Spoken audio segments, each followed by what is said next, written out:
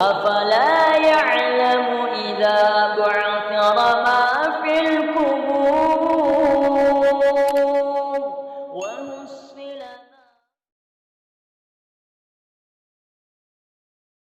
Pendapat yang terpilih ya, dan hampir kita dapati fatwa-fatwa ulama ya, baik ulama dahulu maupun ulama sekarang ya, yang berkompeten, mereka mengatakan jika ya sudah terjadi wabah ya di suatu tempat ya, maka tidak mengapa seorang meninggalkan ya salat berjamaah karena khawatir terkena penyakit wabah tersebut ya. Tidak mengapa dia meninggalkan salat berjamaah, tidak mengapa dia meninggalkan salat Jumat ya, agar tidak semakin tersebar virus tersebut. Dia ikhtiar, dia tidak keluar dari kotanya, dia bersabar, tapi dia juga tidak mengantarkan dirinya pada hal-hal yang bisa membuat dia binasa ya. Tidak sengaja kemudian tawakal, saya pergi ke tempat pertemuan, tawakal ya, kalau Allah berkehendak saya kena penyakit, kalau enggak ya, memang semua atas kehendak Allah. Tapi Nabi kan berkata, firra minal majzum firaraka minal asad. Kaburlah engkau dari sumber penyakit ya, sebagaimana kau lari dari apa? Singa. Maka segala hal yang bisa mengantarkan kita kepada penyakit maka kita jauhi. Dan sekarang para ahli kesehatan sudah mengatakan di antara tempat-tempat yang mudah terjadi penularan tempat-tempat keramaian. Tempat-tempat keramaian ya, apalagi kita berdesak-desakan maka virus dengan mudah untuk berpindah. Dan ini bukan suatu hal yang diduga-duga ya, belum tentu. Enggak, kita sudah lihat kejadian mudarat yang benar-benar terjadi. Tatkala tidak diindahkan hal ini, maka terjadilah apa yang terjadi ya. Ya, terjadi dengan mudah cepat seperti di Wuhan ya, karena ada acara pertemuan ya, hari raya atau apaan, sehingga mudah sekali tersebar di antara mereka ya. Kemudian misalnya di Iran ya. Ya, mereka sok-sok tawakal ya, kita lihat di video di YouTube, mereka kita tawakal enggak apa-apa ke sini ya.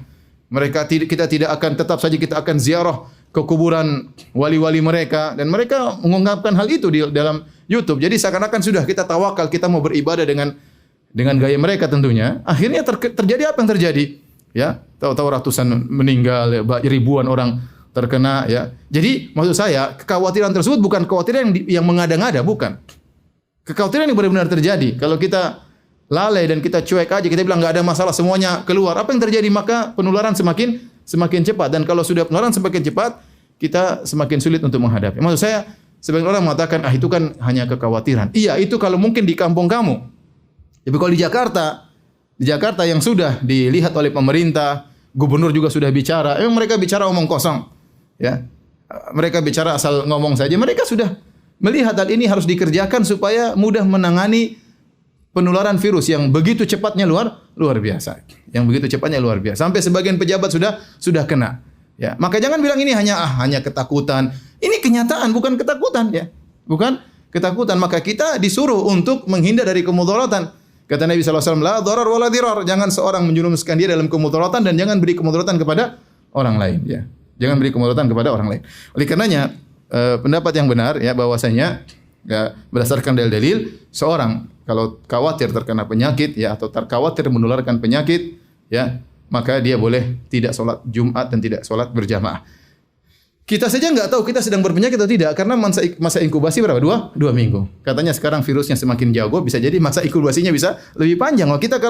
Bisa jadi kita berpenyakit, kita sentuh orang, akhirnya kita beri mudarat kepada orang lain. Ya, kita tidak apa-apa, tapi dia apa-apa. Ternyata dia tua, kita sehat, virus tidak bisa melawan kita, tapi orang tua ini akhirnya meninggal dunia. Makanya perlu kerjasama rame-rame antara penduduk Jakarta, harus mengerti akan hal ini, memikirkan dirinya dan memikirkan keluarganya dan memikirkan orang lain.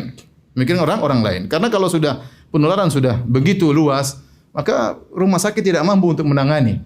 Sehingga akhirnya banyak akan meninggal dunia berdasarkan pengalaman yang ada, yang sudah terjadi di negara-negara tetangga ya. Kemarin kasus seperti di Malaysia. Anak dapat berita bahwasanya banyak kejadian karena misalnya pertemuan di masjid. Bahkan ada berita datang kemudian sekelompok jamaah tertentu ya bikin pertemuan ya di satu masjid, 56 orang akhirnya ketahuan kena apa? Kena corona dalam sekali pertemuan ya. Jadi bukan perkara yang dianggap sepele atau hanya sekedar menduga-duga, kekhawatiran yang berlebihan. Bukan kekhawatiran berlebihan, ini kenyataan. Ini kenyataan. Taib, adapun dalil menunjukkan bolehnya kita meninggalkan salat berjamaah atau salat Jumat kalau memang kondisinya sudah parah. Ya, dan saya rasa Jakarta sudah berlaku karena Pak Anies sudah berbicara, Pak Jokowi juga sudah berbicara ya untuk menganjurkan ibadah di rumah. Berarti kondisi mereka sudah lihat suatu perlu untuk dilakukan. Di antaranya ya kita dapati bahwasanya kewajiban berjamaah bisa gugur kalau ada hal-hal yang menghalangi. Contoh hujan. Kalau hujan kita boleh tidak pergi ke masjid. Ya. Contohnya angin kencang. Para ulama dalam buku fikih mereka. Contohnya seorang sakit. Ya, seorang sakit. Dia tidak pergi ke masjid. Ya. Bahkan wahal, becek. Misalnya becek kemudian sulit ke masjid, maka tidak usah ke masjid.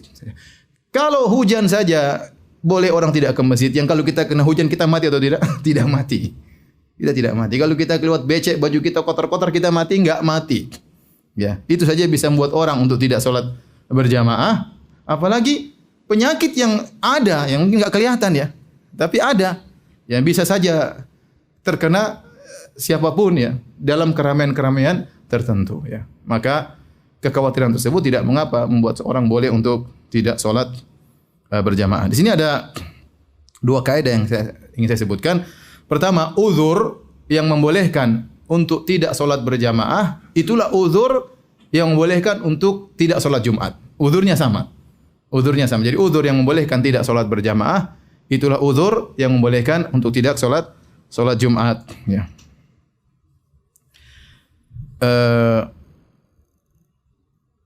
Dikatakan dalam buku Madzhab Syafi'iyah, a'dzarun fi tarkil jamaah ya a'dzarun fi tarkil jum'ah. Uzur-uzur untuk meninggalkan salat berjamaah dialah uzur untuk meninggalkan salat Jumat.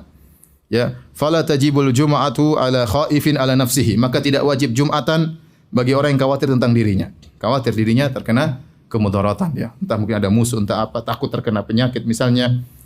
Au malihi, atau khawatir suatu keburukan menimpa hartanya. Wala alaman fi tariqihi matar. Demikian juga orang yang di jalan menuju masjid ada hujan, maka tidak mengapa dia salat di rumah, tidak harus salat Jumat dan tidak harus salat apa?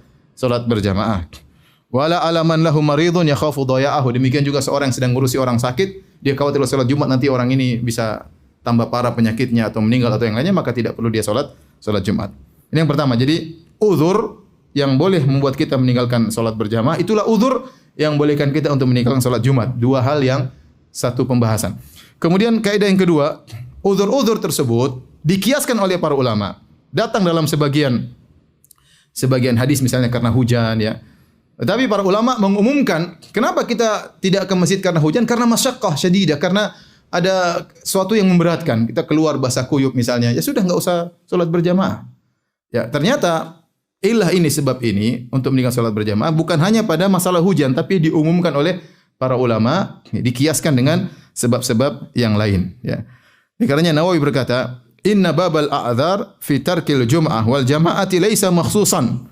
Bahwasanya uzur-uzur untuk meninggalkan salat Jumat dan untuk meninggalkan salat berjamaah bukan uzur yang khusus. Bal kullu ma lahiqa bihi masyaqqatan syadidatan fahuwa uzrun. Bahkan semua perkara yang bisa menimbulkan kesulitan ya, maka itu adalah uzur untuk meninggalkan salat berjamaah, untuk meninggalkan salat Jumat. Kemudian beliau berkata wal wahalu min hadza, di antaranya becek ya. Itu di antara uzur yang bolehkan seorang untuk meninggalkan salat berjamaah dan salat Jumat. Maka ya, kalau hujan saja bisa jadi uzur ya. Kalau becek saja, kalau kita lihat misalnya sendal kita penuh dengan becek, kotor, itu saja bisa menjadikan uzur, apalagi penyakit yang bukan penyakit biasa. Ini penyakit yang bisa menimbulkan apa? Kematian. Bukan hanya penyakit yang menimpa kita. Kalau sudah menimpa kita, menimpa keluarga kita. Bukan hanya menimpa keluarga kita. Kalau kita tidak sadar, ternyata kita bawa virus, menimpa bisa orang sekitar kita, orang kampung yang mungkin ya kita akhirnya karena kita tidak perhatian, akhirnya kita menularkan penyakit kita kepada dia. Kasihan ya. Oleh karenanya ini tidak mengapa. Dengan sebab kekhawatiran terkena virus corona, maka boleh seorang meninggalkan salat berjamaah dan salat Jumat.